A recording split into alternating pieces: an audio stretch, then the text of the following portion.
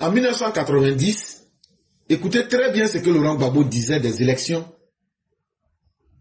qui se sont déroulées entre lui et Félix Houphouët-Boigny.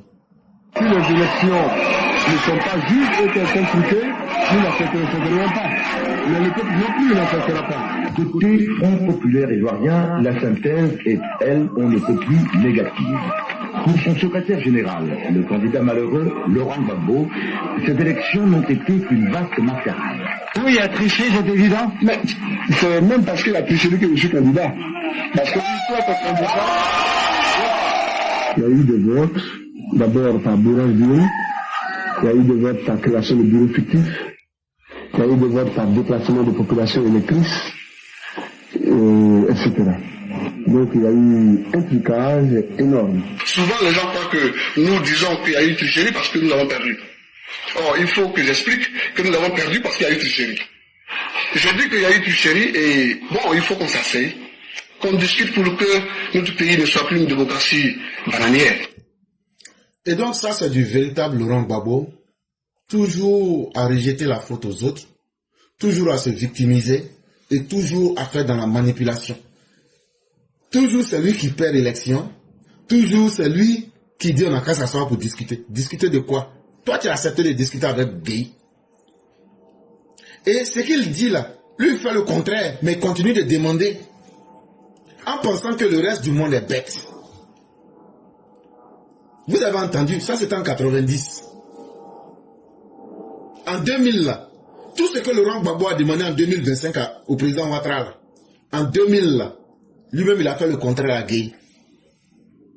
Avant la proclamation des résultats, Gbagbo est sorti, il dit que c'est lui qui a gagné. Gueye lui a dit, faut attendre, on va compter. Gbagbo dit on ne compte pas. Mais en 2010,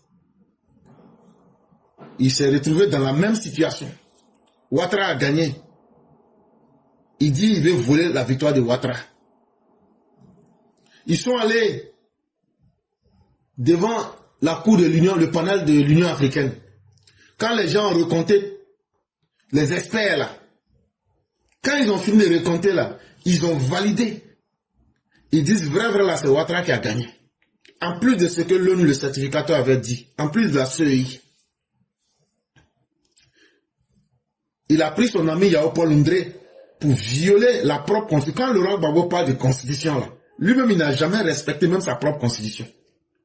S'il avait respecté sa propre constitution là, sa propre constitution lui disait que tu ne peux pas faire plus de 2 mandats. Or, en 2010, il faisait son 3e mandat. Il a violé la constitution en faisant un mandat supplémentaire parce qu'il allait aux élections en 2010, ça fait 1. De 2, l'article 64 du code électoral dit, dès qu'on constate que dans une élection présidentielle, il y a un camp qui dit il y a eu des fraudes ou il y a eu des situations qui font que l'élection, là, les résultats, non, on ne croit plus en ça. Qu'est-ce qu'on fait? Quand le Conseil constitutionnel vérifie et puis voit que ce que la personne ou le camp a dit là, qu'est-ce qu'on fait? On annule toute l'élection. On annule l'élection. Et à partir de la date où on annule l'élection là, on a 45 jours pour organiser de nouvelles élections. Mais Laurent Gbagbo a violé la Constitution. Il n'a pas accepté d'appliquer l'article 64. Et comme ça, là, il a enlevé 7 régions électorales pour se proclamer vainqueur. Mais aujourd'hui, c'est lui qui veut faire croire aux gens que Ouattara ne respecte pas la Constitution. Mais il n'arrive pas à le prouver à travers des faits. Et je vais dire ceci à Laurent Gbagbo. Laurent Gbagbo se promène pour dire à tout le monde que Ouattara a son 4e mandat. Et tous les Gors et tous les Ivoiriens, vous êtes témoins. Il dit que Ouattara a son 4e mandat. Parce que, il y a tout dernièrement, il y a quelques... La semaine dernière, j'ai eu une discussion sur une plateforme avec un monsieur qui s'appelle Bitignon. Et il était en train de matagraboliser les gens en disant non, les mandats là, c'est ceci, cela. J'ai dit, mais il faudrait qu'on s'entende sur un fait qui soit palpable. C'est quoi un mandat? Parce que on ne peut pas être là et être incapable d'expliquer. Lui, il part sur le postulat que, en 2005, là, vu qu'il y avait la guerre, Gbagbo à cause de la guerre, a fait 5 ans. Et que pour lui, lui ne considère pas ça comme un mandat. Et donc, pour lui, c'était normal que Gbagbo se présente en 2010 pour faire son deuxième mandat. Il n'y a pas de problème. Mais Gbagbo même qu'il veut défendre là, est-ce que c'est ce que Gbagbo a dit? Parce qu'il n'y a pas quelqu'un qui connaît les intérêts de Gbagbo mieux que Laurent Gbagbo lui-même. La meilleure définition que Gbagbo lui-même nous donne là, si on prend ça, ça lève tous les doutes. On est d'accord jusque-là. Qu'est-ce que Gbagbo dit d'Alassane Ouattara? Qu'est-ce que Gbagbo reproche à Alassane Ouattara en 2025? Il dit, Ouattara a fait 1 mandat, 2 mandats, 3 mandats, 4 mandats. Que ce 4e mandat, il est en train de faire. Et que ce 4e mandat-là, lui, il est en train de combattre.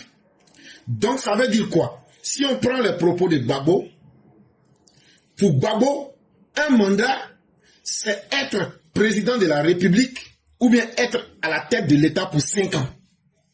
Ça veut dire, quelles que soient les définitions qu'on voudrait me donner pour tromper les gens là, à partir du moment où on arrive à saisir cette réalité,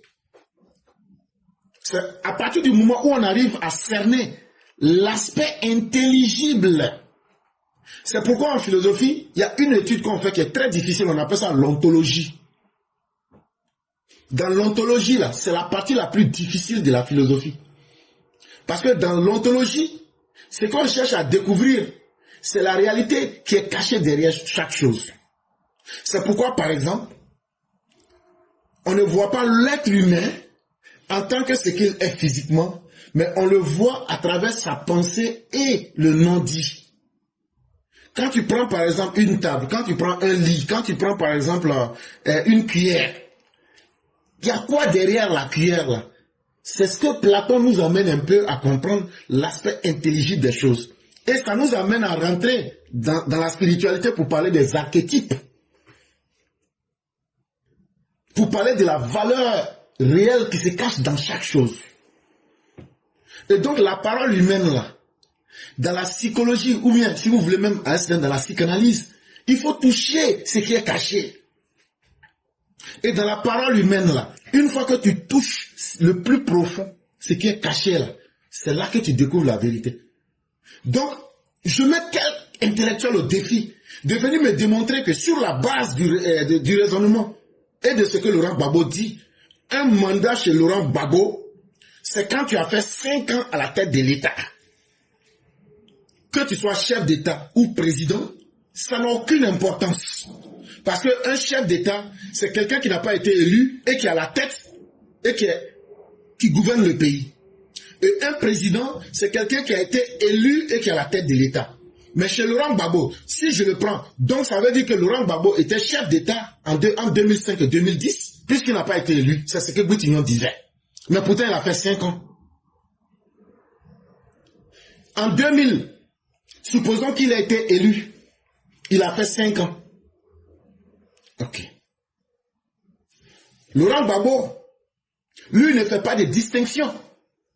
Quand il dit à Ouattara que Ouattara n'a pas été élu en 2010, si c'est vrai ce que Laurent Gbagbo dit, que c'est lui qui avait gagné les élections, et que Ouattara n'a pas accepté de recompter les voix, mais que c'est lui, Laurent Gbagbo, qui a gagné, on accepte cela aussi. Donc ça veut dire, le premier mandat réalisé par M. Ouattara n'était qu'un chef d'État. Comme de la manière Gbagbo était chef d'État entre 2005 et 2010. Hey, nous aussi on allait à l'école. Hein. Ne vous amusez pas avec nos cerveaux. Et l'histoire, ce n'est pas nous qui la fabriquons. Ce sont des faits qui s'imposent à nous. Mais nous, là, on a la capacité de déceler les faits. Donc, de la même manière que Gbagbo, si on veut supposer que Gbagbo, il a fait 2005 à 2010, il n'a pas été élu là. Et qu'on suppose que c'est la même chose qui est arrivée à Ouattara entre 2010 et 2015, donc ça veut dire que les deux étaient chefs d'État. Et Ouattara va se faire élire. Donc Laurent Gbagbo, il est en train de mentir à ses militants. Donc Ouattara ne serait plus à son 4e mandat. Mais pour simplifier l'équation, ce que tout le monde peut comprendre facilement. Pour Laurent Gbagbo, là, un mandat, c'est être simplement à la tête de l'État sur 5 ans. Et c'est à cause de ça que Laurent Gbagbo dit aujourd'hui à Alassane Ouattara, tu as fait 4 mandats. Quand cette définition, elle est bien comprise, nous disons ceci à Laurent Gbagbo. Si Ouattara est en train de réaliser son 4e mandat, et que Laurent Gbagbo dit que c'est ce mandat 4e là qu'il est en train de combattre, pourquoi il combat ce 4e mandat? Il dit que c'est un mandat illégal. C'est un braquage électoral. Donc, Ouattara est le résultat d'un processus illégal. Ce qui suppose donc que le fait que Ouattara est là, tout ce que Ouattara pose et son gouvernement pose comme action dans ce 4e mandat-là, ce sont des actions illégales. Donc, Laurent Gbagbo, ta rente viagère là, qu'on va te donner en 2025 là, c'est une rente viagère illégale. Donc, dès cet instant, nous demandons au président Ouattara, vu qu'il est en train de réaliser un mandat illégal que Laurent Gbagbo est en train de combattre, d'arrêter de donner illégalement de l'argent à Laurent Gbagbo parce que c'est une rente viagère qui vient d'un homme issu d'une élection illégale. Et Laurent Gbagbo a toutes les raisons de combattre le président Ouattara. Le combat de Laurent Gbagbo là, contre 4e mandat là, c'est un vrai combat. Le président Ouattara est dans un mandat illégal. Donc si le président Ouattara donne une rente viagère à Laurent Gbagbo dans 4e mandat, et puis Laurent Gbagbo prend l'argent de 4e mandat comme rente viagère là, il est en train de prendre de l'argent illégal, c'est de l'argent volé. Ouattara, c'est de l'argent volé d'un régime illégal qu'il est en train de prendre sur la tête des Ivoiriens. Laurent Gbagbo doit donc refuser de s'associer au 4e mandat illégal. Laurent Gbagbo ne doit pas aller à la cérémonie d'un mandat illégal pour ne pas se fourvoyer. Et Laurent Gbagbo ne doit pas accepter de prendre l'argent des rentes viagères d'un régime illégal de 4e mandat. Je crois que les choses sont claires à ce niveau. Cela étant dit, pourquoi Laurent Gbagbo conteste toujours les élections? Pourquoi Laurent Gbagbo est quelqu'un qui rejette toujours la faute sur les autres? Chers parents, si vous voyez des gens qui font ça, il y a 3 raisons fondamentales pour aller plus vite. Ça peut être le résultat de la tristesse, ça peut être le résultat de la colère, ça peut être aussi une démonstration de peur. Ce sont ces 3 sentiments-là qui amènent quelqu'un à ne jamais être capable d'assumer ses fautes. Et la personne va toujours chercher un coupable à tous ses problèmes. En réalité, quand on parle de peur ici, c'est l'orgueil. L'orgueil, c'est quoi? C'est ce sentiment de se sentir meilleur que les autres. Se sentir supérieur aux autres. Et donc là, si tu reconnais tes erreurs, ça veut dire que tu te diminues toi-même. Ça veut dire que tu donnes une perception diminuée, une valeur diminuée de ta personne. Et donc, pour ne pas avoir peur de se décevoir soi-même, pour ne pas avoir peur d'avoir une petite image de soi-même, l'être humain, qui en réalité n'est pas un homme mûr, parce que grandir, c'est physiquement gagner en taille et en poids, mais mûrir, c'est dans la tête.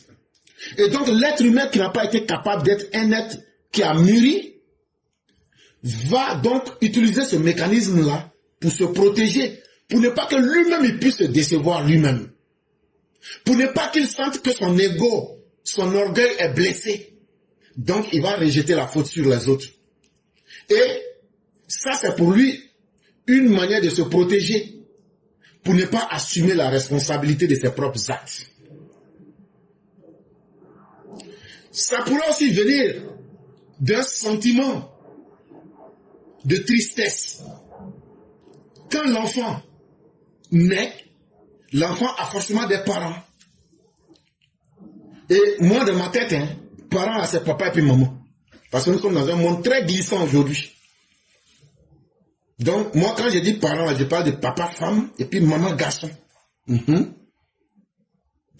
quelle est la responsabilité des parents? Un enfant c'est un petit être qui est en croissance et à qui on doit montrer des modèles. Mais quand tu évolues dans une famille et que les parents n'ont pas été là ou n'ont pas été capables de te montrer ces sentiments et ces aspects-là, qu'est-ce que ça provoque chez toi? Ça provoque soit de la tristesse, soit de la colère.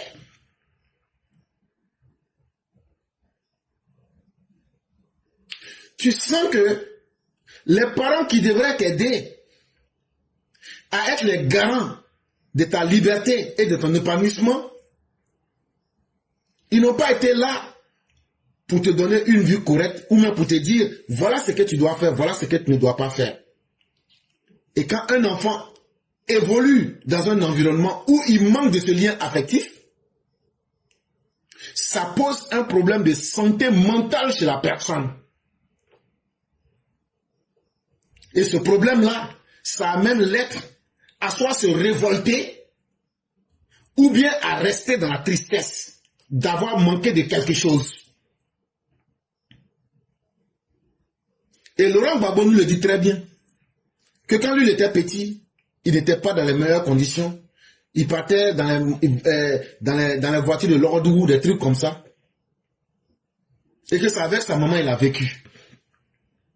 Et donc là, l'autorité parentale qui lui a manqué, qui n'a pas assumé sa responsabilité là, c'est ce qui fait qu'aujourd'hui, Laurent Gbagbo n'a pas trouvé une autorité masculine pour le recadrer, pour le mettre dans le droit chemin. Et donc ça a créé chez lui un sentiment de révolte. Il se révolte en tout temps, quelle que soit la raison. Et donc, peu importe ce que vous allez dire, il ne cherche pas réellement à voir sa propre responsabilité dans les situations. Il cherche d'abord à se rebeller contre le système. Et donc, il rejette toujours la faute sur les autres. Il décharge sa faute et sa culpabilité en utilisant toutes les stratégies possibles pour que les autres se sentent en situation de tort vis-à-vis de lui, Laurent Gbagbo. Et quand c'est comme ça, l'autorité masculine qui a manqué de lui donner une structure, il va toujours, consciemment ou inconsciemment, continuer à blâmer cette autorité. En réalité, le système que Laurent Gbagbo conteste depuis Houphouët, depuis Bédié, depuis le président Ouattara, ce n'est pas le système réellement. C'est ce manque d'autorité de père là, qui n'a pas eu à canaliser Laurent Gbagbo là. C'est le rejet de cette figure masculine. C'est ça que Laurent Gbagbo rejette. Et les hommes que vous voyez là ne sont que des boucs émissaires. Un bouc émissaire, c'est quelqu'un, il n'a rien à voir dans quelque chose, mais c'est lui on accuse. C'est pourquoi vous voyez toujours Laurent Gbagbo accusé. Et le terme bouc émissaire vient de la tradition juive. Et il y avait des sacrifices qu'il devrait faire et chaque année pour pouvoir transférer la faute. Et donc, on sacrifiait 2 animaux. Ça pouvait être des boucs. Et donc, il y a un, lui on l'immolait, mais il y a un autre, on partait le mettre dans le désert. Et on le laisse comme ça. Et donc, avant d'aller le déposer dans le désert, tout le monde prie toutes les erreurs et les péchés qu'on a eu à commettre là. On prie et puis on dit, le bouc là va transporter ça. Et puis maintenant, on s'en va sacrifier ce bouc là à Azazel. Azazel, c'est la représentation de tout ce qui est négatif. Et donc, Laurent Gbagbo voit que ce manque d'autorité parentale là, qui ne lui a pas donné une structure d'être un homme qui peut se responsabiliser dans la vie, Laurent Gbagbo aujourd'hui rejette cette autorité parentale en se révoltant contre toute personne qui veut venir lui enseigner que non, dans la vie là, chaque être humain a des limites. Voilà, c'est ça qui fatigue Laurent Gbagbo. Je suis en train d'analyser psychanalytiquement Laurent Gbagbo. Et donc ne croyez pas que ce sont ces... Même si tu t'en vas organisé à Walé, avec un enfant de 5 ans, si Laurent Gbagbo perd là, il ne va pas accepter. Je n'ai pas dit élection, hein. Je n'ai pas dit maracana de village. Si tu veux là, faut organiser jeu de cartes. Si Laurent Gbagbo perd là, il va pas accepter. Même si c'est contre un enfant de maternelle, il va faire le même comportement. Pourquoi? Parce que hier on pouvait dire que Félix Houphouët-Boigny c'est son père. Là c'est facile à comprendre. On pouvait dire que Bédié c'est son aîné, il a fait ça. Il a contesté son grand frère. Aujourd'hui Alassane Ouattara, il n'y a que 3 ans entre eux. Donc à la limite là, chez nous Africains là, pour que quelqu'un soit ton grand frère, là, il faut qu'il y ait une différence de 7 ans. Je dis bien dans la tradition africaine. C'est pourquoi si vous remarquez très bien, les générations d'âge là, tous ceux qui ont un âge 20-27 ans, on vous met dans le même groupe. Donc lui et puis Ouattara là, c'est même génération, c'est même promotionnaire. Mais le contexte est promotionnaire. Mais ne soyez pas surpris. Laurent Gbagbo là, même si tu le mets avec les enfants de CP2, il va se battre avec eux pour la craie. Les craies qu'on casse et puis on met dans la trousse là. Laurent Gbagbo là, si tu prends une craie, tu casses, tu mets ça dans sa trousse avec les enfants de CP1 là, Laurent Gbagbo va contester. Il va se battre avec les enfants là pour dire, c'est faux, c'est moi j'avais la craie, il a pris pour moi, c'est comme ça. Donc en réalité là, c'est pas élection. Les élections, la politique, Alassane Ouattara, Bédié, Gbagbo, c'est un bouc émissaire pour Laurent Gbagbo. C'est une défaillance. C'est une immaturité, c'est un problème de santé mentale qui est dû au fait que Laurent Gbagbo n'a jamais eu à trouver une autorité pour lui permettre d'endosser la responsabilité de ses actes. Et donc ça crée chez l'être un sentiment de révolte. Et quelqu'un qui est révolté se dit, je m'en fous, je ne me mets pas de limite, je vais toujours exiger le maximum aux autres. Et plus il fait ça, il se sent à l'aise. Et donc il va tomber dans le harcèlement. Il va tomber dans le chantage. C'est ce que Laurent Gbagbo fait. Mais à un certain moment, Laurent Gbagbo va devoir apprendre qu'en société, si son père n'a pas pu le canaliser, la société va le canaliser. Et on va le remettre sur le chemin. Si Laurent Gbagbo pense que tout ce wourourou qu'il fait là, nous de toute façon on le voit, on le connaît. Mais chaque chose a une fin. S'il souffre de ces défaillances émotionnelles qui ont créé des troubles de comportement chez lui, et qu'il pense que la société lui doit quelque chose, il doit d'abord aller regarder à l'intérieur de lui-même. Parce que pour soigner ces gens-là, on a aussi le remède. Il y a le mécanisme pour les soigner. On va les amener, ces gens, de gré ou de force, à regarder à l'intérieur d'eux-mêmes. Et on va leur faire comprendre que personne n'est responsable de ce qui est arrivé. Il faut que tu apprennes à mûrir. Tu es devenu grand, tu es devenu vieux, mais tu n'es pas un homme mûr, Laurent Gbagbo. Et il faudrait que tu apprennes à être un homme mûr. Et être un homme mûr, c'est être capable d'accepter qu'on peut soi-même se tromper aussi. Et que quand on se trompe là, il faut être capable d'accepter qu'on s'est trompé. On ne peut pas toujours avoir raison. Parce que, n'ayant jamais eu d'autorité pour vous dire qu'un être humain, tu peux te tromper. Un être humain, tu as des limites. C'est ce que Laurent Gbagbo a transporté et qu'il veut imposer à notre société. Et donc, il faudrait que lui trouve toujours des esprits pour faire d'eux des coupables. Mais ça ne peut pas continuer et ça ne va pas prospérer.